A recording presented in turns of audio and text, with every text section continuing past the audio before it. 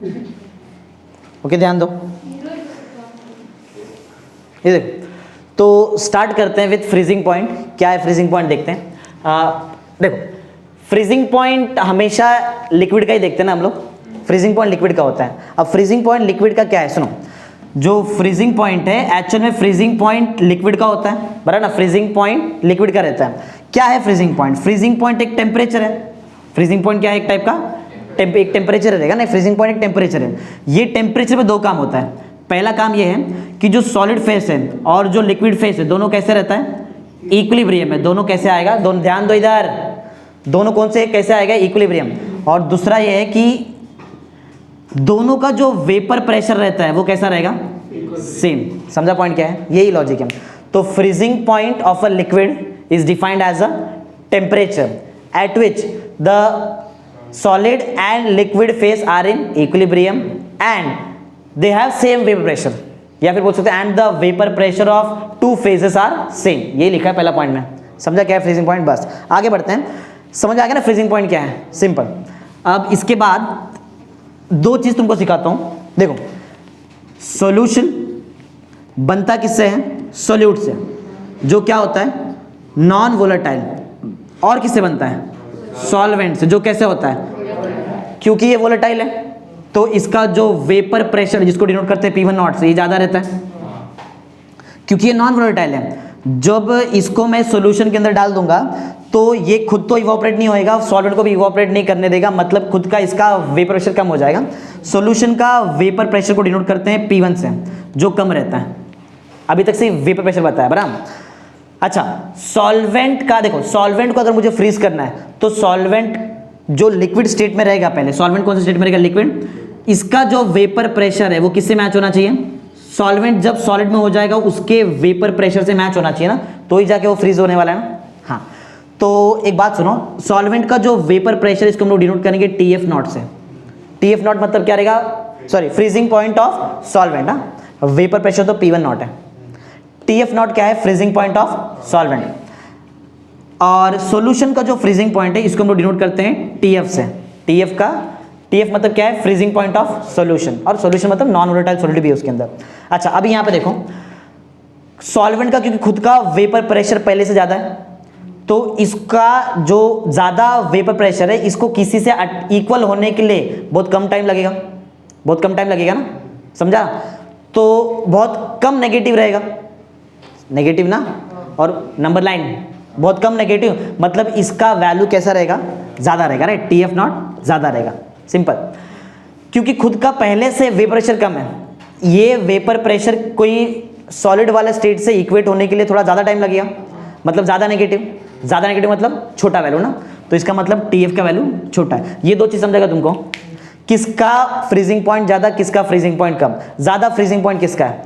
Solvent का, TF not, और कम किसका है? सॉल्यूशन का। हाँ, अब देखते हैं यहाँ पे पॉइंट। देखो पॉइंट क्या, तो एक्चुअल में हुआ क्या? सॉल्वेंट से जब सॉल्यूशन में गए तो फ्रीजिंग पॉइंट कम हुआ कि बढ़ा? कम हो गया। पहले ज़्यादा था ना, बाद में मतलब डिप्रेस हो गया, डिप्रेशन। इसके लिए टॉपिक का नाम है depression in freezing point, right. क्या है ये देखो, डिप्रेशन इन फ्रीजिंग पॉइंट समझने के लिए तुमको समझना पड़ेगा ये जो फर्स्ट पॉइंट क्या है, पहले सुनो। जो फ्रीजिंग पॉइंट है सॉल्वेंट का, freezing point of solvent, freezing point of solvent is lowered, कम हो गया ना। कम हुआ, कब कम हुआ? जब मैंने सॉल्वेंट से क्या बना दिया? सॉल्यूशन। और तुमको मालूम है कैसे बनता है? सॉल्वेंट से सॉल्यूशन बनने के लिए तुमको क्या ऐड करना पड़ेगा उसमें? Non volatile solute. पॉइंट जरा ध्यान से सुनो। The freezing point of solvent is lowered, समझा? इज लोअर्ड बाय एडिंग, क्या ऐड कर रहे? By adding non volatile solute to it. उसमें ऐड कर दिया ना, सॉल्वेंट में मैंने नॉन वोलेटाइल सोल्यूट ऐड कर दिया तो क्या बन गया? सॉल्यूशन, और फ्रीजिंग पॉइंट तुम्हारा कम हो गया, समझा? तो पॉइंट ऐसा, the freezing point of solvent is lowered by dissolving या फिर by adding a non volatile solute to it. Thus the freezing point किसका ज्यादा किसका कम वो बताना पड़ेगा। Thus the freezing point of solution is lower ना, solution is lower than that of freezing point of solvent. Simple है ना, बोल सकते पॉइंट? बोलो जरा, बताओ क्या था? क्या एक बार बोलूँ? एक बार बोलता हूँ, फिर ध्यान से सुनो, फिर बोलना, ध्यान दो। The freezing point of pure solvent is lowered, lowered मतलब कम हो जाएगा, by dissolving a non volatile solute to it. इतना समझा? Thus the freezing point of solution is lower than that of solvent। बस उतना ही है, than that of pure solvent। समझा ना क्या है? बोलो जरा, बताओ क्या? बोलो, the freezing point of pure solvent is lowered by adding a non volatile solute to it. इतना हो गया, फिर कॉमा करके दूसरा पॉइंट है उसमें है, thus the freezing point of solution is lower than that of pure solvent। Pure solvent comparison में कम है ना, बस इतना ही। चलो अब इसकी बात बताओ, TF क्या है, बोलो TF क्या है, freezing point of solution. TF not क्या है, फ्रीजिंग पॉइंट ऑफ सॉल्वेंट। दोनों में से कौन ज्यादा कौन कम तुमको पहले से मालूम है। पॉइंट सुनो, if TF is the freezing point of solution and TF not is the freezing point of solvent, then TF not is greater than TF। यही तो पॉइंट है, देखो बोल सकते हैं, अरे इजी है ना, बोलो बोलो क्या बताओ। इफ TF इज द, इधर देख के बताओ, वो तो देख के कोई बता देगा। If TF is the freezing point of solution and TF not is the freezing point of solvent, then TF not is greater than that of TF। Simple, इतना समझ में आ गया। अच्छा, डिप्रेशन पढ़ना है ना, डिप्रेशन, डिप्रेशन मतलब कम हुआ ना फ्रीजिंग पॉइंट। अच्छा बताओ, दोनों में से ज्यादा कम है और ज्यादा कौन है और कम कौन है। TF नॉट ज्यादा है और TF, अगर मुझे माइनस करने का रहेगा तो मैं ज्यादा माइनस कम करेगा ना, बोलो क्या माइनस क्या करूं, TF नॉट जो ज्यादा है माइनस TF, राइट। तो जरा ध्यान दो, पॉइंट यहाँ पे क्या है, मैं तुमको पढ़ा रहा है डिप्रेशन इन फ्रीजिंग पॉइंट का डिफाइन, एग्जाम में आने का बहुत भरपूर चांसेस का। डिप्रेशन इन फ्रीजिंग पॉइंट का एक्चुअल डिफाइन, सेकंड पॉइंट तुमको याद हो गया ना। थर्ड पॉइंट देखो, डिप्रेशन इन फ्रीजिंग पॉइंट को हम लोग डिनोट करते हैं डेल्टा TF से। डेल्टा TF मतलब क्या रहेगा, freezing point, sorry depression in freezing point. Confusion है लेकिन क्लियर होना चाहिए। TF बोलो क्या है, TF freezing point of solution. TF not क्या है, freezing point of pure solvent. Delta TF क्या है, डिप्रेशन इन फ्रीजिंग पॉइंट। समझो, सबको समझ के चलते हो, ओके। तो ध्यान दो, मैं इधर डिफाइन भी बोल रहा है और मैथमेटिक्स भी लिख रहा है, दोनों पे ध्यान दो। डिप्रेशन इन फ्रीजिंग पॉइंट, बराबर, ये डेल्टा TF मतलब क्या है, depression in freezing point is defined as the difference, is defined as the difference. Difference किसका, डिफरेंस दो चीज का, ज्यादा माइनस कम ना, बोलो ज्यादा कौन था, is defined as the difference between, नाम क्या बताओ, नाम क्या है, freezing point of pure solvent and freezing point of solution containing non volatile. वो नहीं बोलो तो भी चलता है, लेकिन ठीक है, समझा क्या है, यही डिफाइंड तुम्हारा थर्ड पॉइंट वही है जो मैंने बताया तुमको। समझो पॉइंट क्या है, देखो ना, the difference in the freezing point of pure solvent and the freezing point of solution is called as depression in freezing point. Easy है ना, बोलो नहीं समझा है, समझा रहेगा ना। बताओ फर्स्ट पॉइंट क्या था, फ्रीजिंग पॉइंट क्या होता है, freezing point of a liquid is defined as a temperature at which liquid and the solid phase are in equilibrium, and उसके बाद एक और चीज था, and the two phase has same vapor pressure, दोनों का वेपर प्रेशर भी same होता है। इधर आए यहाँ पे, ये समझा ना फर्स्ट पॉइंट क्या था, याद है तुमको, यहाँ से इधर गए थे ना। द फ्रीजिंग पॉइंट, बोलो बोलो बोलना पड़ेगा, बोलो, the freezing point of pure solvent is lowered by adding a non volatile solute to it. मालूम उसके बाद क्या होता है, thus the freezing point of solution is lower than that of pure solvent. ये था ना फर्स्ट पॉइंट। फिर सेकंड पॉइंट इफ वाला था, बोलो क्या था बताओ, if TF is the freezing point of solution and TF naught is the freezing point of pure solvent, then TF naught is greater than TF, बराबर ना। थर्ड पॉइंट भी याद रहेगा तुमको, डिफाइन, इधर देखो ना, इधर ये पॉइंट मत देखना, इधर देखो जो इधर क्या बता, देखो बोल के दिखाता हूँ फिर तुमको बोलना है। The difference between the freezing point of pure solvent and the freezing point of solution is called depression in freezing point. बोलो क्या था बताओ, the difference in the freezing point of pure solvent and the freezing point of solution is called depression in freezing point। समझा ना, समझ गया। चलो तो दो क्वेश्चन हो गया, थर्ड क्वेश्चन पे आते हैं। थर्ड क्वेश्चन बड़ा है, उसके बाद तो डेरिवेशन फटाफट हो जाएगा। समझा ना तुमको, दो क्वेश्चन जाते तो ओरल होएगा, तो पहले समझ लो एकदम अच्छे से। आगे देखते हैं, ये एग्जाम में ग्राफ वाला क्वेश्चन एग्जाम में आने का चांस रहता है 12th में। फ्रीजिंग पॉइंट डिप्रेशन, अच्छा एक बात बताओ, ये फ्रीजिंग पॉइंट कम ज्यादा हुआ किसकी वजह से हुआ, इसका मेन रीजन मालूम है क्या है, इसका मेन रीजन ये वेपर प्रेशर है। ये दिख रहा है, यही है ना, ये रीजन है ना, ध्यान दो इधर। तो वो जो डिप्रेशन इन फ्रीजिंग पॉइंट है वो किसकी वजह से हो रहा है, वेपर प्रेशर की वजह से। देखो नेक्स्ट क्वेश्चन पढ़ो क्या है, freezing point depression as a consequence of vapour pressure lowering. एक ही बात है, लोअरिंग वेपर प्रेशर। पढ़ा था ना लोअरिंग वेपर प्रेशर। तो वेपर प्रेशर में चेंजेस है, इसकी वजह से तुम्हारा फ्रीजिंग पॉइंट में प्रॉब्लम होता है, बराबर ऐसा। चलो तो पढ़ते हैं अभी ये ग्राफ, जरा ग्राफ को ध्यान दो, बहुत ईजी है, देखो इतना कुछ हार्ड नहीं है। ग्राफ में वाई एक्सिस में वेपर प्रेशर है, ग्राफ में वाई एक्सिस में क्या है, वेपर प्रेशर है, एक्स एक्सिस में टेम्परेचर है। वेपर प्रेशर वर्सेस टेम्परेचर का ग्राफ है, बराबर, या फिर बोल सकते हैं वेपर प्रेशर अगेंस्ट टेम्परेचर का ग्राफ है, ऐसा ही बोल सकते हैं, समझा।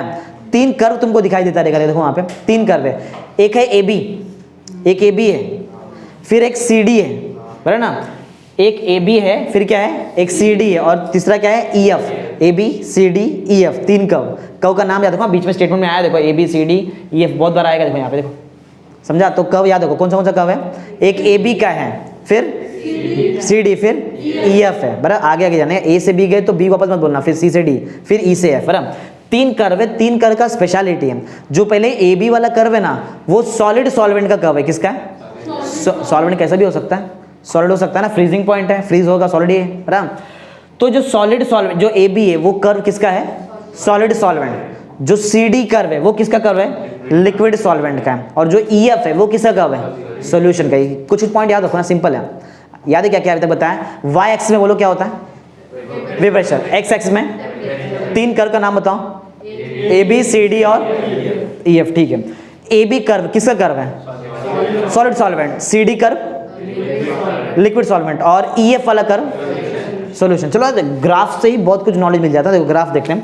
थियरी पहले नहीं बताऊंगा, पहले जरा समझो क्या है। देखो फर्स्ट पॉइंट तो इसका बेसिक आइडिया के ऊपर है, बराबर। देखो मेन तुम्हारा कंसेप्ट है ना, ये 3rd पॉइंट में है, 3rd और 4th पॉइंट में मेन कंसेप्ट है। फर्स्ट सेकंड पॉइंट तो ऐसे ही कर लेंगे। चलो पहले बताओ ग्राफ में जो जो है वो सब कुछ समझ में आया क्या, 3 कर्व और तीनों का स्पेशलिटी क्या क्या। चलो फटाफट देखते हैं। फर्स्ट पॉइंट थोड़ा बेसिक है, the effect of dissolution of non volatile solute in a solvent. हुआ क्या, सॉल्वेंट था तो फ्रीजिंग पॉइंट ज्यादा है, सॉल्वेंट में जैसे ही नॉन वोलेटाइल सॉल्यूट डाल दिया, फ्रीजिंग पॉइंट सॉल्यूशन का क्या हो गया, कम हो गया ना। नहीं समझ में आया, अरे बहुत इजी चीज बताया मैंने तुमको। सॉल्वेंट का फ्रीजिंग पॉइंट ज्यादा रहता है, इसमें जैसे ही मैंने ऐड कर दिया नॉन वोलेटाइल सॉल्यूट, सॉल्यूशन बन गया, और सॉल्यूशन का फ्रीजिंग पॉइंट। मेन प्रॉब्लम कौन क्रिएट कर रहा है यहाँ पे, नॉन वोलेटाइल सॉल्यूट, दिख रहा है ये नॉन वोलेटाइल सॉल्यूट, बराबर ना। ये सॉल्वेंट में ऐड किया, इसके वजह से तुम्हारा फ्रीजिंग पॉइंट कम हुआ ना। अगर ये मैं नहीं ऐड करता तो फ्रीजिंग पॉइंट उतने का उतना ही रहता था ना, लेकिन तभी सॉल्यूशन नहीं बनता था, समझा ना। तो ये दिख रहा है इसकी वजह से। तो पॉइंट सुनो, द इफेक्ट ऑफ, इफेक्ट किसका इफेक्ट हो रहा है, हम लोग डिसॉल्व कर रहे हैं ना, डिसॉल्व कर रहे हैं। द इफेक्ट ऑफ डिसोल्यूशन किसका, नॉन वोलेटाइल सॉल्यूट का ना, बराबर। The effect of dissolution of non volatile solute, non volatile solute किसके अंदर डिसॉल्व कर दिया तुमने, सॉल्वेंट, प्योर सॉल्वेंट के अंदर ना, या फिर सॉल्वेंट बोल सकते हैं। The effect of dissolution of non volatile solute in a solvent, right, into a solvent on freezing point. जब नॉन वोलेटाइल सॉल्यूट को सॉल्वेंट के अंदर डिसॉल्व कर दिया तो इफेक्ट किस पे आया, अरे इफेक्ट किस पे आया, फ्रीजिंग पॉइंट पे आया ना। जो पहले ज्यादा था, डिसॉल्व करने के बाद क्या हो गया, कम हो गया। देखो एक थोड़ा डिफिकल्ट पॉइंट जैसा, लेकिन हर एक चीज का मतलब है, क्लियर होएगा। इफेक्ट पढ़ रहा है, इफेक्ट, इफेक्ट, इफेक्ट किसकी वजह से आ रहा है, डिसोल्यूशन। किसका डिसोल्यूशन, नॉन वोलेटाइल सॉल्यूट और सॉल्वेंट, और इफेक्ट पड़ रहा है किस पे, फ्रीजिंग पॉइंट पे, क्योंकि फ्रीजिंग पॉइंट कम हो गया ना तुम्हारा बाद में। सुनो, the effect of dissolution of non volatile solute and या फिर इनटू अ सॉल्वेंट, बराबर, ऑन किस पे हो रहा है बताओ, ऑन फ्रीजिंग पॉइंट ना, on freezing point, on freezing point of solvent. Freezing point of solvent पे इफेक्ट हो रहा है, क्योंकि पहले ये ज्यादा था, बाद में क्या हो गया, देखो ये कम हो गया ना। पॉइंट का मतलब है, समझ में आ रहा है तुमको मतलब क्या है, बोल सकते जितना मैंने बताया, बोलो क्या बताया आपने। The effect of dissolution of non volatile solute into a solvent, right, on effect आया किस पे, on freezing point of solvent ना, फ्रीजिंग पॉइंट ऑफ सॉल्वेंट पे इस पे इफेक्ट आ गया, on freezing point of solvent can be understand. हम इसको सीख सकते हैं, ये चीज को सीख सकते हैं कि ऐसा क्यों हुआ, कम क्यों हुआ, क्या है, इसको सीख सकते हैं, कहां से, यहां से सीख सकते हैं, बराबर। कैन बी अंडरस्टूड कहां गया, हाँ, understood in the terms of vapour pressure. ये समझने के लिए तुमको वेपर प्रेशर समझना पड़ेगा ना। देखो यहाँ पे मैंने वेपर प्रेशर के लिए पहले बताया था ना, हाँ, can be understood by using, या फिर by can be understood in the term of vapour pressure lowering, बराबर, मतलब वेपर प्रेशर लोअरिंग। देखो यहाँ पे लिखा है ना मैंने, यहाँ पे लास्ट में, और ये हमने आई थिंक पहले लेक्चर में किया ना, सॉल्यूशन का पहले लेक्चर में किया है। लोअरिंग इन वेपर प्रेशर मतलब वेपर प्रेशर लोअरिंग, एक ही बात है। तो पॉइंट याद रहेगा शायद तुमको ना, इजी है ना। बोलो जरा बताओ, स्टार्टिंग करो वापस, बोलो। The effect of dissolution of non volatile solute into a solvent on freezing point of solvent can be understood, in the term of vapour pressure lowering. अरे क्वेश्चन में ही है वेपर प्रेशर लोअरिंग, समझा? आगे बढ़ते हैं। देखो फर्स्ट सेकंड पॉइंट ऐसा ही है, मेन गेम थर्ड और फोर्थ पॉइंट में यहाँ पे, बराबर। सेकंड पॉइंट बहुत इजी है, बराबर। सेकंड पॉइंट ऑलरेडी तुमको सिखा दिया। बताओ तीन कर्व कौन सा है? ए बी सी डी और E F. A B curve किसका है? Solid solvent. C D curve किसका है? और ई एफ कर्व यही लिखा हुआ पॉइंट। पढ़ो पढ़ो पढ़ो, तुम लोग खुद से पढ़ो। The graph consist of 3 curve. हमको मालूम है 3 कर्व कौन सा है, ए बी सी डी और ई एफ। दैट इज क्या क्या? वो तीनों कर्व का नाम भी बताओ। Vapour pressure curve of solid. हाँ एक मिनट ना, सॉलिड सॉल्वेंट का कर्व है, लेकिन सॉलिड सॉल्वेंट का वेपर प्रेशर का कर्व है, समझा? फ्रीजिंग पॉइंट का नहीं, राइट? नीचे रहेगा, जब उसको नीचे करेंगे तो फ्रीजिंग पॉइंट आएगा। तो मतलब ये जो कर्व है वो किसका है? Vapour pressure of solid solvent, vapour pressure of liquid solvent and vapour pressure of solution. एक ही बात है ना, बार बार वेपर प्रेशर मैंने नहीं लिखा, मैंने एक ही बार लिखा। देखो vapour pressure curve of solid solvent comma liquid solvent and solution, समझा रहेगा ना? बोल सकते हैं? बोलो जरा क्या पॉइंट है। The graph consist of 3 curve. कौन सा? A B C D and E F. That is vapour pressure curve of solid solvent, liquid solvent and solution. यही तो है सेकंड पॉइंट, समझा? देखो हाँ, अभी सबसे मेन चीज अभी सिखाने जा रहा हूं मैं तुमको। ये शायद ये चैप्टर का सबसे मेन चीज है। देखो यहाँ पे देखो, उसके लिए ना तुमको ध्यान देना पड़ेगा पॉइंट बी पे। देखो पॉइंट बी बनाया, देखो मैंने ग्राफ में पॉइंट बी, जरा ध्यान दो, बहुत इंपॉर्टेंट पॉइंट सिखाने जा रहा है अभी मैं तुमको। देखो पॉइंट बी दिख रहा है तुमको? थोड़ा पीछे आओ। फ्रीजिंग पॉइंट मैंने तुमको सबसे पहले सिखाया। फ्रीजिंग पॉइंट पर 2 काम होता है। पहली बात तो सॉलिड फेस और लिक्विड फेस दोनों कैसा रहता है? मतलब दोनों प्रेजेंट है उधर, बराबर? ये पहला काम है। और दूसरा बताओ, दूसरा कंडीशन क्या है? दोनों का वेपर प्रेशर कैसा होता है? सेम होता है। अब जरा ध्यान दो, सी डी कर्व और ए बी कर्व दोनों इंटरसेक्ट हो रहे हैं। किधर इंटरसेक्ट हो बताओ? पॉइंट बी पे। पॉइंट बी पे क्या हो रहा है? मैथ्स लगाओ। Maths is the key to understand chemistry as well as physics, समझा? मैथ्स आता तो कुछ भी समझ सकते हैं हम लोग। देखो 2 लाइन जिधर इंटरसेक्ट होता है वो पॉइंट पे दोनों लाइन का कैरेक्टरिस्टिक्स रहता है ना, मतलब वो पॉइंट पहले लाइन पे भी आता है, वो पॉइंट दूसरे लाइन पे भी आता है। ये पॉइंट समझ में आ गया तुमको? हाँ, वही चीज यहाँ पे भी है। सी डी कर्व और ए बी कर्व कहाँ पे इंटरसेक्ट हो रहा है? Point B. देखो पॉइंट बी पे जरा ध्यान दो, ये दिख रहा है पॉइंट बी। ये पॉइंट बी पे तुम्हारा 2 कर्व इंटरसेक्ट हो रहा है ना, मतलब ये पॉइंट पी पे दोनों कर्व का कैरेक्टरिस्टिक्स रहेगा। ये समझा क्या? अरे ये तो मैथ्स है। ये पॉइंट बी पे दोनों कर्व, 2 लाइन, मतलब ये 2 एक ही बात है। कर्व भी तो इंटरसेक्ट हो सकता है, बराबर? तो पॉइंट बी पे दोनों कर्व का कैरेक्टरिस्टिक्स है। मतलब पॉइंट बी पे बताओ कौन सा 2 फेज है? बताओ क्या लिक्विड सॉल्वेंट यहाँ पे रहेगा? पॉइंट बी पे रहेगा लिक्विड सॉल्वेंट रहेगा? क्या रहेगा ना? क्या पॉइंट बी पे सॉलिड सॉल्वेंट रहेगा? वो भी रहेगा। आ गया ना एक चीज तो? अरे सॉलिड लिक्विड दोनों आ गया, मतलब ये क्या हो सकता है? ये पॉइंट शायद बॉइलिंग पॉइंट है। सर बॉइलिंग पॉइंट नहीं, क्या फ्रीजिंग पॉइंट पड़ा ना? हाँ, तो ये पॉइंट बी। अरे फ्रीजिंग पॉइंट समझा कैसे बताया मैंने तुमको? अभी तो बताया ना थोड़ी देर पहले।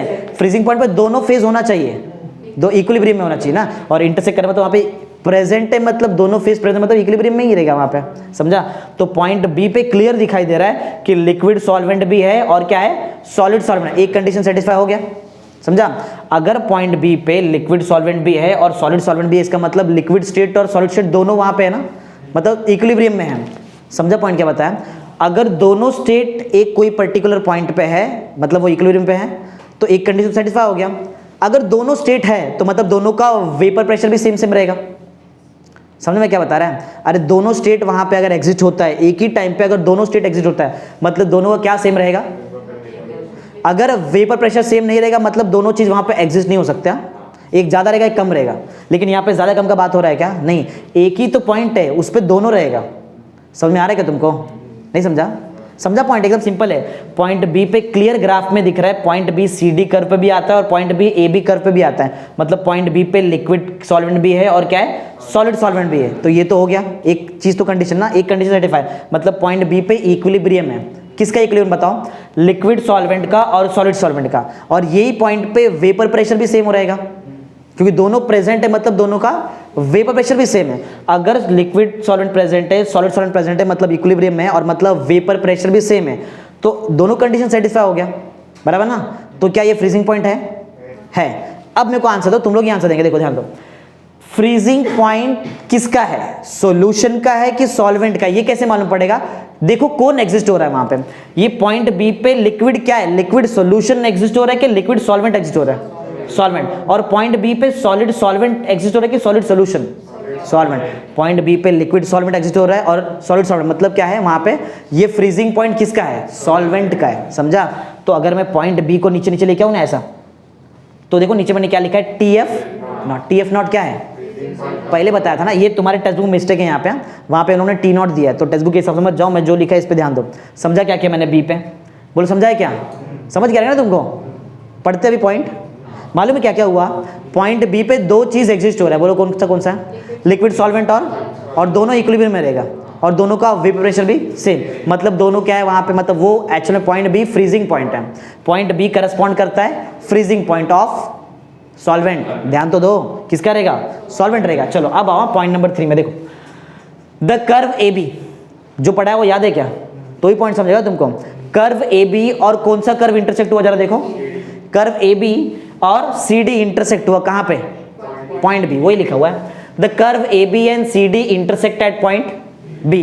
ये पॉइंट बी पे क्या क्या होता है तुमको मालूम है, सॉलिड सॉल्वेंट भी प्रेजेंट है और दोनों इक्विलिब्रियम पे, पहली बात तो वही आगे लिखा हुआ है, solid and liquid phase of a pure solvent are in, अरे पहले समझा दिया, जस्ट पढ़ा रहा हूं अभी, समझा, इक्विलिब्रियम पे। अगर इक्विलिब्रियम पे, इसका मतलब क्या, वेपर प्रेशर सेम रहेगा, दोनों का सेम रहेगा ना, हाँ। एंड द टू फेज मतलब कौन सा, सॉलिड सॉल्वेंट का फेज और लिक्विड सॉल्वेंट का phase has same vapour pressure, बराबर। अगर solid solvent liquid solvent equilibrium पे है, अगर दोनों का वेपर प्रेशर सेम है, मतलब क्या है बताओ, पॉइंट बी एक्चुअल में फ्रीजिंग पॉइंट है, किसका, सॉल्वेंट का। Thus the temperature corresponding to point B, बोलो ना, thus the temperature corresponding to point B is, ये कौन सा टेम्परेचर है, फ्रीजिंग पॉइंट ऑफ सॉल्वेंट, नहीं समझा रहेगा ना। Thus the temperature corresponding to point B is the freezing point of pure solvent, TF not बोलते हैं उसको, समझा ना पॉइंट, अरे बहुत इंपॉर्टेंट पॉइंट सिखा दिया तुमको, समझा रहेगा ना। चलो जैसे पॉइंट तुमको B समझा, मेरे को एक और क्वेश्चन का आंसर दो, ध्यान दो। अब ध्यान दो दो और कर्व पे, सॉलिड सॉल्वेंट का कर्व देखो और सॉल्यूशन का कर्व देखो, कहां पे इंटरसेक्ट हो रहा है, ई पे हो रहा है, दिख रहा है ई, ये दिख रहा है क्या ई, देखो मैं यहाँ पे ब्लैक कर देता हूं मैं, जरा देखो, ये ई पे दिख रहा है, सॉलिड सॉल्वेंट। देखो एक पॉइंट है यहाँ पे कंफ्यूजन आता है, इसलिए बता दे रहा हूं, सॉलिड सॉल्वेंट और जो सॉल्यूशन है, सॉलिड सॉल्वेंट और सॉल्यूशन, एक तो तुमको ये समझ में आ गया, तो ये क्या टी एफ नॉट क्या है, पहले तो वो समझा है क्या, टी एफ नॉट क्या बोलते हैं हम लोग, फ्रीजिंग पॉइंट ऑफ सॉल्वेंट, हाँ, फ्रीजिंग पॉइंट ऑफ सॉल्वेंट ये हो गया। एक दूसरा क्या होता है बताओ, फ्रीजिंग पॉइंट ऑफ सॉल्यूशन होता है ना, आई थिंक ये पॉइंट ई पे है, एक मिनट,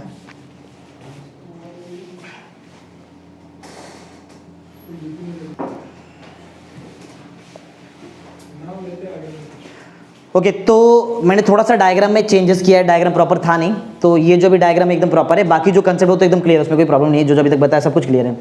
हाँ, तो बी वाला पॉइंट पे the temperature corresponding to point B is called as freezing point of pure solvent, ये सीख गए हम लोग। अब आगे आते हैं, टी एफ नॉट हो गया, इसके बाद क्या रहता है, टी एफ, दो ही चीज तो पढ़ने का ना हमको, टी एफ नॉट और टी एफ को बोलो क्या बोलते हैं, फ्रीजिंग पॉइंट ऑफ सॉल्वेंट। चलो इसके बारे में पढ़ते हैं। देखो अब एक बात बताओ, ये जो सॉल्यूशन वाला कर्व है और ये जो सॉलिड सॉल्वेंट वाला कर्व है, सॉलिड सॉल्वेंट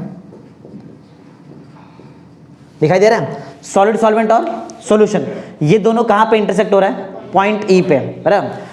तो पॉइंट ई पे जो सॉलिड सॉल्वेंट और जो सॉल्यूशन वाला कर्व इंटरसेक्ट हो रहा है पॉइंट ई पे, पॉइंट ई पे वही सेम, फिर से वही गेम, कौन सा दो फेज बोलो एग्जिस्ट होएगा, इतना समझो सॉल्यूशन है, लिक्विड ही रहेगा ना, लिक्विड ही रहेगा, solid solvent.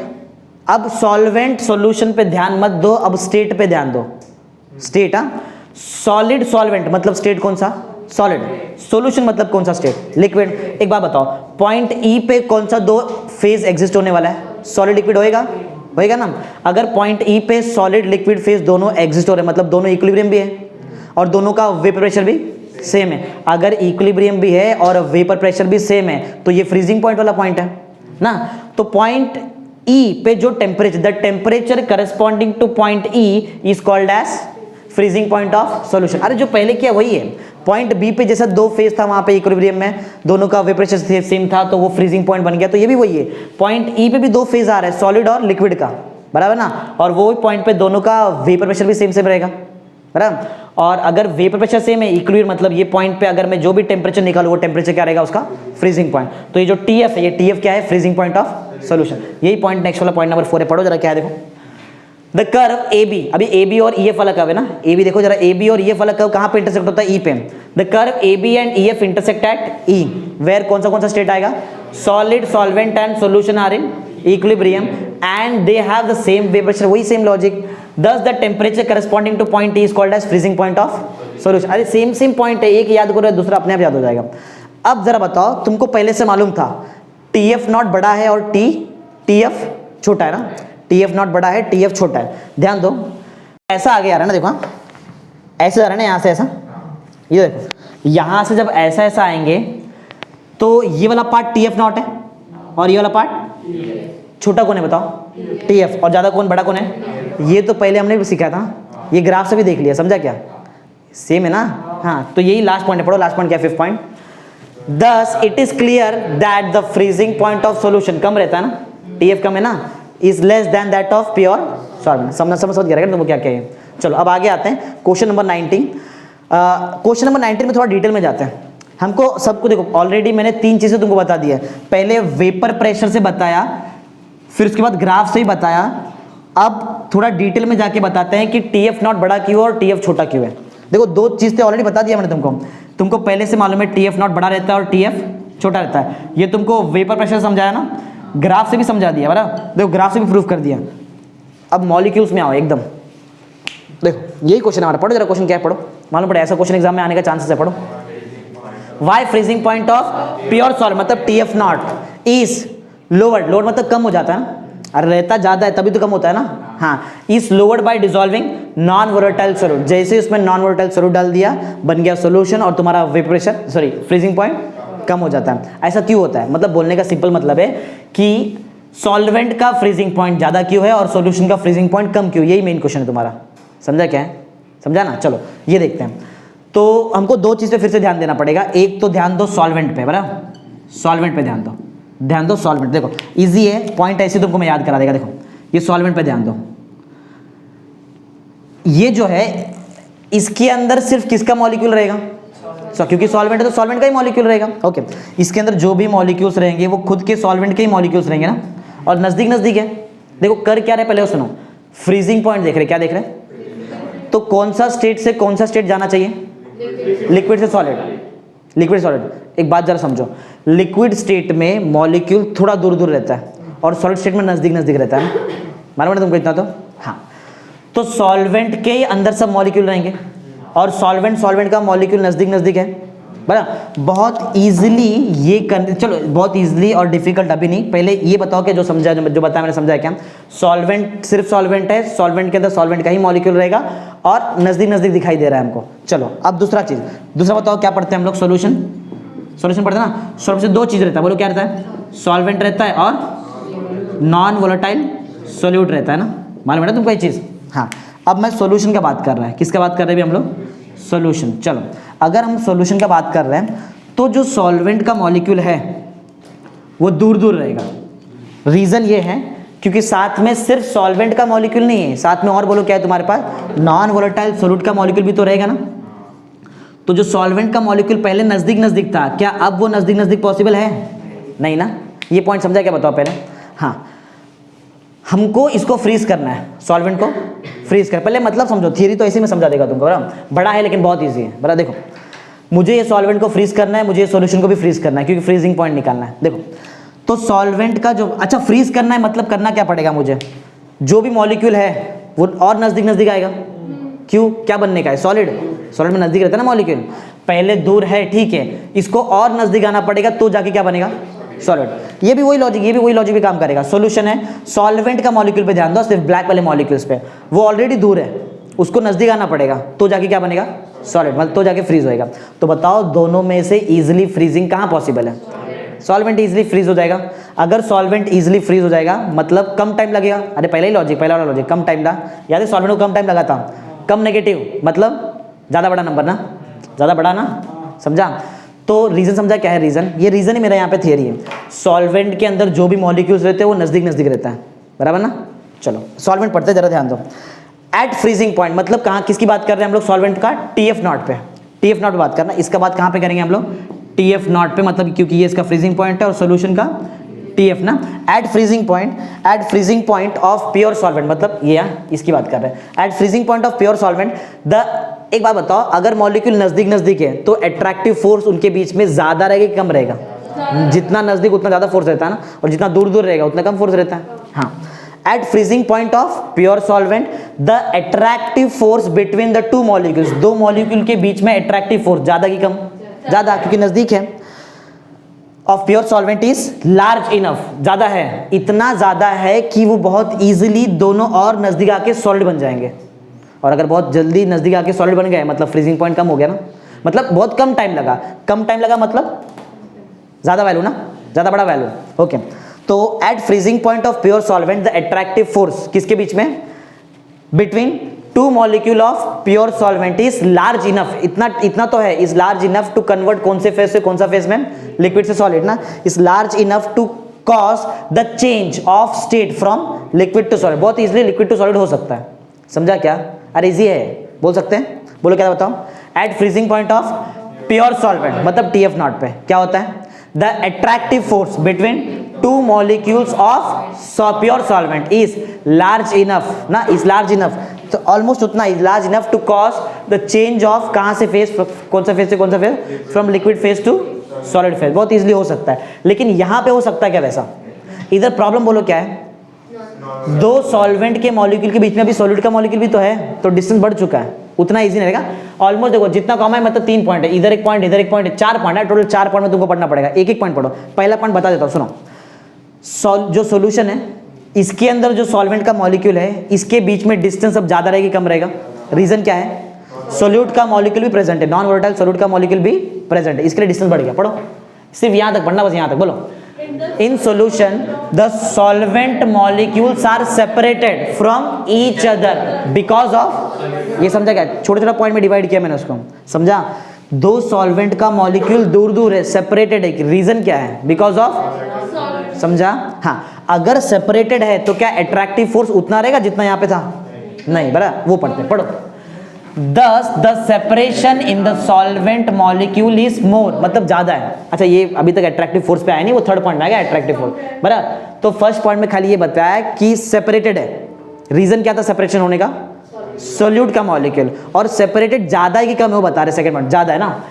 Thus the separation in the solvent molecule is more ना, is more as compared to that of pure solvent, इसके कंपैरिजन में यहाँ पे सेपरेशन ज्यादा है, बराबर ना? हाँ, अगर सेपरेशन ज्यादा है तो अट्रैक्टिव फोर्स कम है कि ज्यादा है? कम रहेगा ना, दूर दूर है ना, तो कम रहेगा। पढ़ो, दिस रिजल्ट्स इन डिक्रीज, कम हो गया ना attractive force, this results in decrease in the attractive force. किसके बीच में अट्रैक्टिव फोर्स रहता है? दो सॉल्वेंट के मॉलिक्यूल के बीच में रहेगा ना, राइट? दिस, अच्छा मैं सॉल्वेंट की बार बार क्यों बात कर रहा है, सोल्यूट का बात क्यों नहीं कर रहा है? क्योंकि सॉल्यूशन में ज्यादा कौन रहता है? तो सॉल्वेंट का बात करो ना, समझा ना, रीजन है हर एक चीज का। ओके, तो क्या पढ़ रहे थे हम लोग? This results in decrease in the attractive force between the solvent, दो सॉल्वेंट के मॉलिक्यूल के बीच में अट्रैक्टिव फोर्स कम हो जाता है। अगर दो सॉल्वेंट के मॉलिक्यूल्स के बीच में अगर अट्रैक्टिव फोर्स कम हो जाता है, इसका मतलब क्या है? कम टाइम लगेगा कि ज्यादा टाइम लगेगा? इसको नजदीक आएगा, बराबर ना, टेम्परेचर डाउन डाउन करना पड़ेगा, तो नजदीक आएगा तो जाके सॉलिड बनेगा ना, तो जाके फ्रीजिंग पॉइंट अटेन होने वाला है। लास्ट पॉइंट वही है 10। अच्छा एक बात बताओ, फ्रीज करना है ना, टेम्परेचर बढ़ाना पड़ता है या कम करना पड़ता है? कम करना पड़ता है ना। और प्योर सॉल्वेंट के कंपैरिजन में कम करना, ज्यादा कम करना पड़ेगा कि इससे ऊपर रखना पड़ेगा टेम्परेचर? कम, इससे कम करना, सॉल्वेंट के टेम्परेचर से कम करना पड़ेगा ना। अरे क्या इधर ही तो है ना, कम करना पड़ता है, सिंपल, राइट? दस द टेम्परेचर ऑफ सॉल्यूशन ना इज लोवर्ड, कम किया जाता है। किससे ज्यादा कम करना पड़ेगा? किससे कम करना पड़ेगा? सॉल्वेंट से भी कम करना पड़ेगा ना, सॉल्वेंट के टेम्परेचर से। Thus the temperature of solution is lowered below the freezing point of pure solvent. freezing point of pure solvent का freezing point से भी तुमको कम टेम्परेचर पे जाना पड़ेगा, क्योंकि कम है ना इसका freezing point, समझा? तो lowered below the freezing point of pure solvent to cause phase change. phase तो चेंज होएगा ना, नहीं चेंज होएगा? अरे क्या सोल्यूशन सॉलिड नहीं बन सकता है? बन सकता है ना, फ्रीजिंग तुमको करना पड़ेगा, और क्या है? समझा पॉइंट क्या है? अरे इजी था। बताओ पहला पॉइंट में क्या देखा मैंने? पहले पॉइंट में ये देखा कि दो सॉल्वेंट का मॉलिक्यूल दूर दूर है, सेपरेटेड है, रीजन क्या था? सोल्यूट का मॉलिक्यूल। फिर सेकंड पॉइंट में देखा कि वो सेपरेशन कुछ ज्यादा ही सेपरेशन है ना, कुछ ज्यादा है, थर्ड पॉइंट में देखा कि सेपरेशन ज्यादा है तो अट्रैक्टिव फोर्स कैसा रहेगा, कम रहेगा, राइट है। और फोर्थ पॉइंट में देखा कि अगर अट्रैक्टिव फोर्स कम है तो तुमको अगर उनको नजदीक लेके आना है तो तुमको टेम्परेचर को लोअर करना पड़ेगा। और किससे लोअर करना पड़ेगा, सॉल्वेंट का फ्रीजिंग पॉइंट से भी कम करना पड़ेगा तुमको। समझा ना चीज, ओके। तो समझ गया ना तुमको क्या ये क्वेश्चन क्या है। तो ये क्वेश्चन हमने ये बताया कि सॉल्वेंट का फ्रीजिंग पॉइंट ये जो है ये ज्यादा क्यों रहता है और सॉल्यूशन का फ्रीजिंग पॉइंट कम क्यों रहता है। समझा ना, समझ गया ना, रीजन थे। तीन चीजें तुमको समझा दिया, एक तो वेपर प्रेशर से समझाया था, उसके बाद तुमको ग्राफ से भी बता दिया, अब उसके बाद पूरा मॉलिक्यूलर स्ट्रक्चर से भी बता दिया कैसे क्या क्या होता है। समझ गया ना। चलो अब आगे डेरिवेशन है। ये डेरिवेशन पे कल हम लोग इसका न्यूमेरिकल सॉल्व करेंगे, मालूम है ना, वो W1 W2 वाला डेरिवेशन जो अभी तक किया हम लोग ने, 2 बार ऑलरेडी कर चुके हैं। एक बार वेपर प्रेशर में कर दिया है और एक बार कल किया था बॉइलिंग पॉइंट में किया है, अभी फ्रीजिंग पॉइंट में कर रहे हैं, इसके बाद एक और बार करेंगे ऑस्मोटिक प्रेशर में। ठीक है, चलो इधर आओ, पढ़ो क्वेश्चन क्या है। Relation between molar mass of solute, मतलब M2 सोल्यूट सॉल्व करना। अच्छा, अगर तुमको नहीं मालूम है तो देख लो, सोल्यूट जब भी वर्ड आएगा मैं 2 यूज करूंगा, राइट, और जब भी सॉल्वेंट वाला वर्ड आएगा मैं यूज करेगा 1। ये नंबर याद रखना। मैं मास के लिए यूज करता हूं लेटर W और मैं मोलार मास के लिए क्या यूज करता हूं, याद है ना तुमको ये सब चीज, ये सब लगता है ना। नंबर ऑफ मोल्स के लिए क्या यूज करते हैं, क्या, स्मॉल है ना, मालूम है ना, ये सब चीज याद होना चाहिए, सब 11th का बेसिक है। चलो पढ़ते हैं।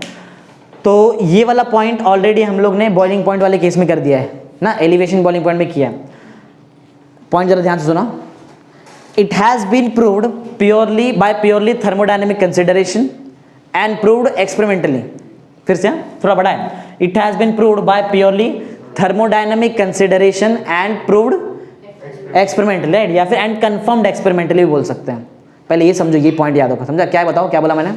It has been proved by purely thermodynamic consideration and confirmed experimentally. क्या किया गया है, confirmed experimentally that the depression in freezing point is directly proportional to the molality.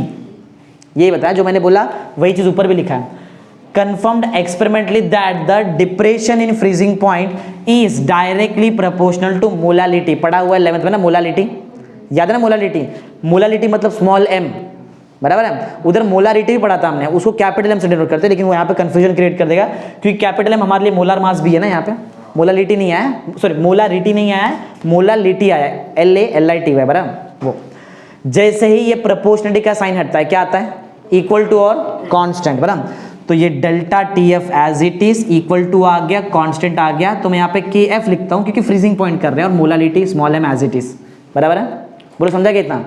KF का 2 नाम है, KF को बोलते हैं क्रायोस्कोपिक कांस्टेंट। क्या बोलते हैं, देखो KF का नाम है क्या है, क्रायोस्कोपिक कांस्टेंट। एक दूसरा नाम है फ्रीजिंग पॉइंट डिप्रेशन कांस्टेंट ना, कल न्यूमेरिकल में आएगा जब तुमको KF का वैल्यू दिया रहेगा तो KF नहीं लिखेंगे, वहां पे लिखेंगे the value of cryoscopic constant is. तो समझ जाओ क्रायोस्कोपिक कांस्टेंट मतलब कौन, KF, बराबर। फ्रीजिंग पॉइंट डिप्रेशन कांस्टेंट मतलब भी कौन, KF। समझा क्या, बोलो समझा है। ये पॉइंट तुमको समझा क्या बताया मैंने। It has been proved by purely thermodynamic consideration and confirmed experimentally that, क्या बोलते हैं इसको, depression in freezing point is directly proportional to molality. proportionality आया, equal to लाया, KF लाया, KF का नाम क्रायोस्कोपिक कांस्टेंट और freezing point depression constant. Okay चलो आगे देखते हैं। मोलालिटी 11th में पढ़ा हुआ है, फिर भी मैंने यहाँ पे लिख दिया है। मोलालिटी का डिफाइन रहता है number of moles of solute present in 1 kg of solvent. अगर नहीं मालूम है तो देख लो। मोलालिटी का डिफाइन क्या है, number of moles of solute present in 11th का है, 11th का second chapter application of analytical chemistry, वहां पे पढ़ाया था ये, बराबर। मोलालिटी का डिफाइन याद रहेगा, number of moles of solute present in 1 kg of solvent. चलो ठीक है, तो मैं मोलालिटी के बारे में देखो, इसको मैं इक्वेशन नंबर 1 यहाँ पे देके रख देता हूँ। मैं पहले मोलालिटी का वैल्यू निकालता हूँ। क्या बोला बताओ, molality is defined as number of moles of solute दिखा तो कौन सा नंबर यूज करने का, 2, number of moles of solute present in 1 kg of solvent.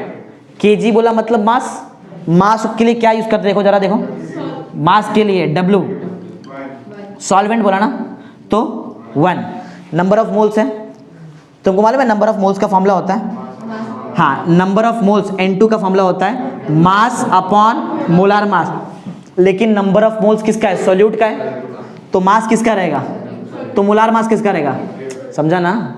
N2 का वैल्यू उठाओ, इधर डालो N2 की जगह पे, बताओ क्या आएगा, स्मॉल m का वैल्यू क्या बनेगा बताओ, स्मॉल m का वैल्यू N2 हट गया, क्या है बताओ, W2 अपॉन M2, और पहले से कौन था हमारे पास W1 है ना, पहले से मैथ्स आता है ना थोड़ा बहुत। ये किसका वैल्यू है M का वैल्यू उठाओ ऊपर पुट करो, फ्रॉम 1 ना, फ्रॉम 1। चलो तो बताओ डेल्टा TF का आंसर। एक मिनट, हाँ तुम्हारे सिलेबस एक्चुअल में लास्ट ईयर के सिलेबस में जब तुम्हारा पोर्शन चेंज नहीं हुआ था तब तो ऐसे बेसिक दिया था बराबर। इस ईयर के सिलेबस में तुमको वहाँ पे एक एक्स्ट्रा नंबर दिया 1000 बराबर। वो सिंपल ये बताता है कि ये जो ये दिखाई दे रहा है तुमको नंबर ऑफ मोल्स से में जो निकालता है, नंबर ऑफ ये सबसे मेन चीज मोलालिटी का डिफाइन बताओ क्या था, number of moles of solute present इन, हाँ ये केजी में अगर तुमको रखना है ना, इसको अगर तुमको केजी में रखना है तो तुमको साथ में एक्स्ट्रा 1000 यूज करना पड़ेगा ऊपर बराबर। ऐसा तुम्हारे सिलेबस में दिया है ये साल बराबर, और कुछ नहीं। बाकी इससे किया तो इससे भी हमारा न्यूमेरिकल सॉल्व होता है। मैंने तुमको बॉइलिंग पॉइंट का न्यूमेरिकल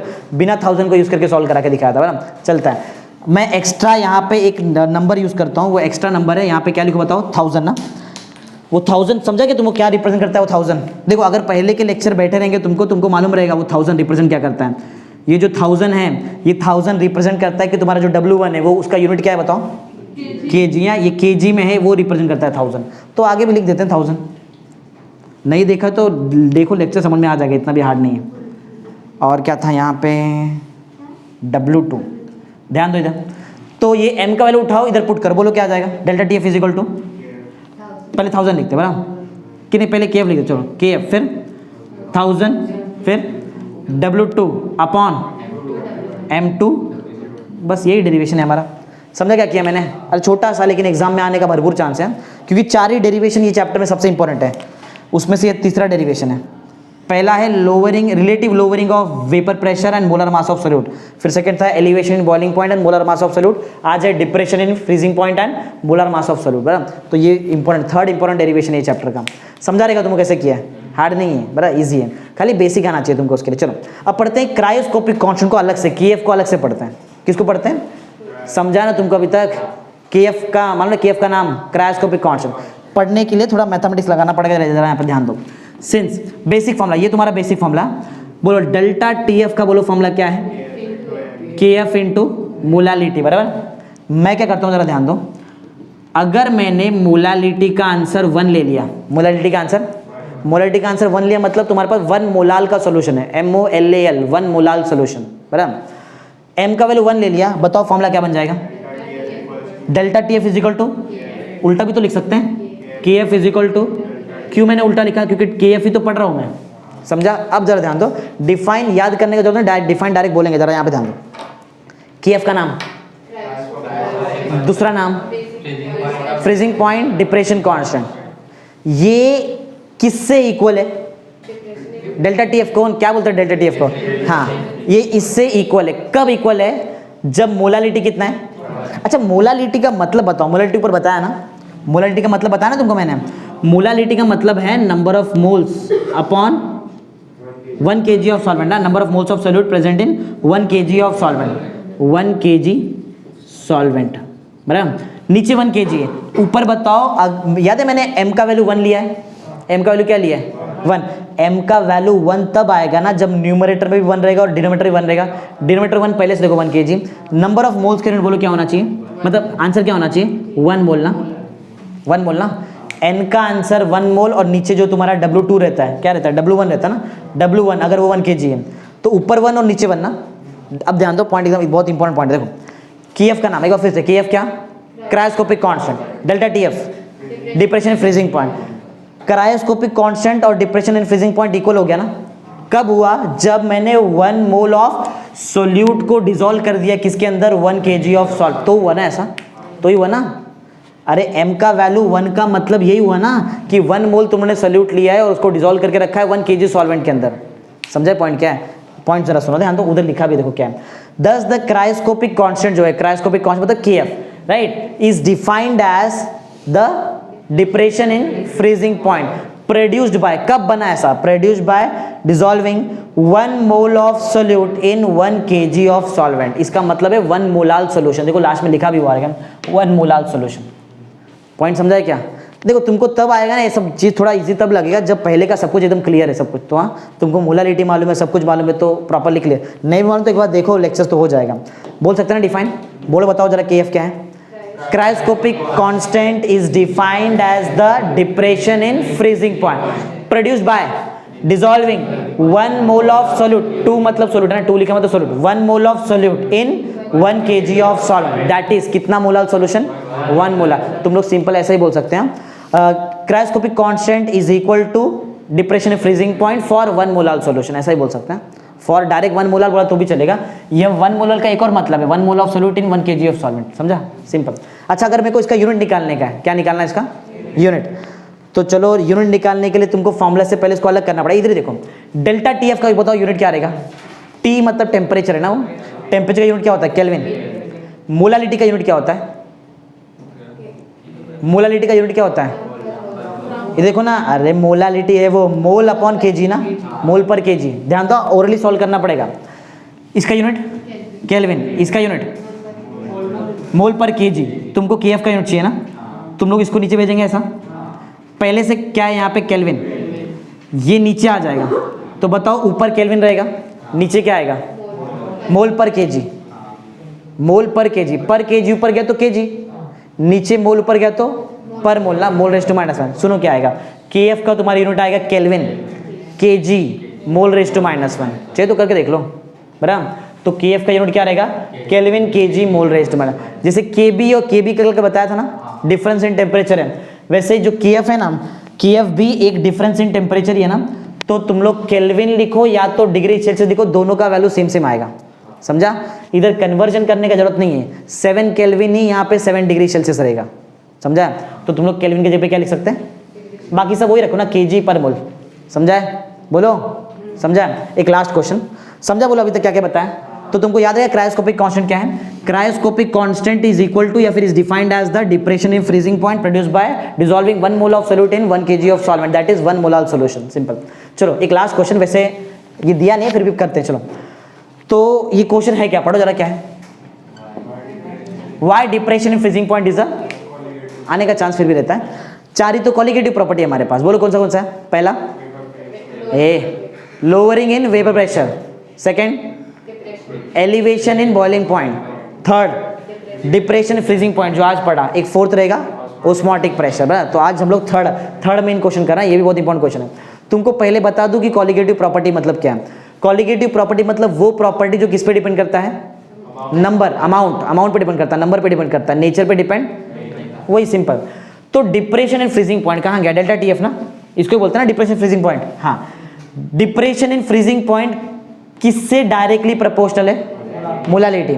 मोलालिटी का फॉर्मूला क्या है, मोलालिटी का फॉर्मूला कहाँ गया, number of moles of solute upon mass of solvent in KG ना, नाम में ही है नंबर ऑफ मोल्स ना, नंबर ऑफ मोल्स मतलब नंबर पे डिपेंड किया ना, अमाउंट पे डिपेंड किया। डेल्टा टीएफ मोलालिटी पे डिपेंड करता है, लेकिन मोलालिटी खुद नंबर पे डिपेंड करता है ना, नंबर ऑफ मॉलिक्यूल्स पे। तो ये कॉलिगेटिव प्रॉपर्टी है कि नहीं है, अरे कैसे पहचान, बहुत इजी है, जो भी पैरामीटर डिपेंड करेगा अमाउंट पे, नंबर ऑफ सोल्यूट पे, number of moles of solute या फिर नंबर ऑफ सोल्यूट पे, वो कॉलिगेटिव प्रॉपर्टी। तो वही है, देखो पढ़ने की जरूरत नहीं है, यहीं पे देखो, depression in freezing point is directly proportional to, उधर मत देखो मैं जो बोल रहा हूँ, देखो depression in freezing point is directly proportional to molality, right.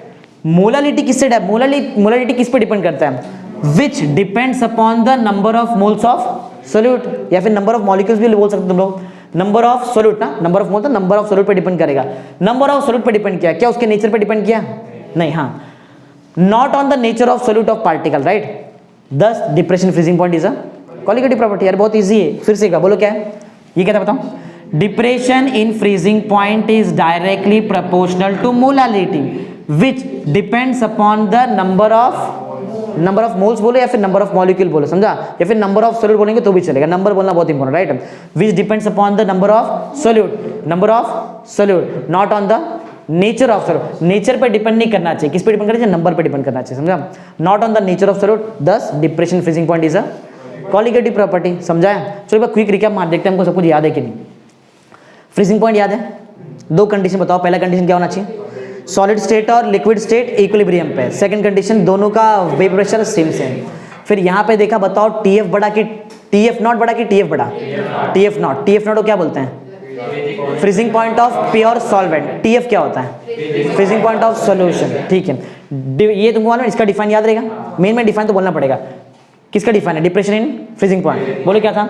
The difference in the freezing point of pure solvent and that of solution is called as depression in freezing point, right. फिर ये सब curve वगैरह तुमको याद है ना, A B C D E F curve. E पे, E वाले पॉइंट पे तुम्हारा सॉल्यूशन का क्या मिलता है? Freezing point. और बी वाले पॉइंट पे सॉल्वेंट का फ्रीजिंग पॉइंट मिलता है। वो तुमको सब कुछ याद है बराबर। किसका फ्रीजिंग पॉइंट ग्राफ के हिसाब से कम है और किसका ज्यादा है? टीएफ कम है और टीएफ नॉट ज्यादा है, बराबर। ये हो गया। फिर इधर ही पढ़ा हम लोग ने, राइट है। फर्स्ट प्योर सॉल्वेंट वाले केस में सॉल्वेंट का मॉलिक्यूल बहुत नजदीक रहता है, बहुत नजदीक है और नजदीक आके बहुत इजीली सॉलिड में कन्वर्ट हो जाएगा, बहुत जल्दी हो जाएगा, राइट है। मतलब कम नेगेटिव वैल्यू मतलब ज्यादा बड़ा वैल्यू, बराबर। मतलब इसका सॉल्वेंट वाला केस में सॉल्वेंट का फ्रीजिंग पॉइंट ज्यादा। फिर सॉल्यूशन वाले में आए। सॉल्यूशन वाले केस में सॉल्वेंट का मॉलिक्यूल तो रहता है, लेकिन बीच में कौन सा मॉलिक्यूल आ जाता है? तो थोड़ा दूर दूर हो जाता है। और सेकंड पॉइंट बताया कि कुछ ज्यादा ही सेपरेट हो जाते हैं, राइट। फिर थर्ड पॉइंट में वहां पे बताया क्योंकि ज्यादा सेपरेट हो गए तो उनके बीच में अट्रैक्टिव फोर्स कैसा रहेगा? कम रहता है ना, अट्रैक्टिव फोर्स कम रहता है। तो तुमको टेम्परेचर को डाउन करना पड़ेगा। किससे डाउन करना पड़ेगा? किससे, मतलब किसके नीचे जाना पड़ेगा? प्योर सॉल्वेंट के टेम्परेचर के नीचे जाना पड़ेगा, टीएफ नॉट के नीचे जाना पड़ेगा, टीएफ तक आना पड़ेगा ना। हाँ, तो तुम्हारा ये प्रॉपर्ली सॉलिडिफाई हो जाएगा। फिर ये डेरिवेशन याद है, ये फर्स्ट पॉइंट सबसे मेन इंपॉर्टेंट है। It has proved by purely thermodynamic consideration and confirmed experimentally that the depression in freezing point is directly proportional to molality. Proportion data है इक्वल टू लाया KF लाया, KF का नाम cryoscopic constant और दूसरा नाम freezing point depression constant. फिर ये देखा हमने मोलालिटी का फॉर्मूला क्या है, number of moles of solute present in 1 kg of solvent. फिर क्रायोस्कोपिक कांस्टेंट का डिफाइन देखा। क्रायोस्कोपिक कांस्टेंट किससे इक्वल है? कब इक्वल है? जब 1 मोल का सोल्यूट डिसॉल्व करेंगे 1 kg, मतलब कितना मोलार सॉल्यूशन? 1 मोलार। फिर लास्ट में देखा कि depression freezing point colligative property क्या है, एक बार रिपीट करते हैं। कॉलिगेटिव प्रॉपर्टी मतलब कौन सा प्रॉपर्टी जो किस पे डिपेंड करता है? अमाउंट पे डिपेंड करता है, या फिर बोल सकते हैं नंबर पे डिपेंड करता है, नेचर पे डिपेंड नहीं करता है। तो हमने देखा the depression in freezing point is directly proportional to molality which in turn depends upon the number of solute, या फिर नंबर ऑफ मोल्स बोलो या फिर अमाउंट ऑफ सोल्यूट बोलो, but not on the nature of solute, right. Hence depression freezing point is a colligative property. समझा? तो अगर ये समझ में आ गया तो कल इस पे हम लोग फ्रीजिंग पॉइंट का न्यूमेरिकल करेंगे। सिर्फ ये एक फॉर्मूला बरा, ये एक फॉर्मूला पूरा न्यूमेरिकल होने वाला है, या ये और ये दो, बस इतना ही फॉर्मूला समझा है। और लॉग बुक लेके आना, राइट, ठीक है।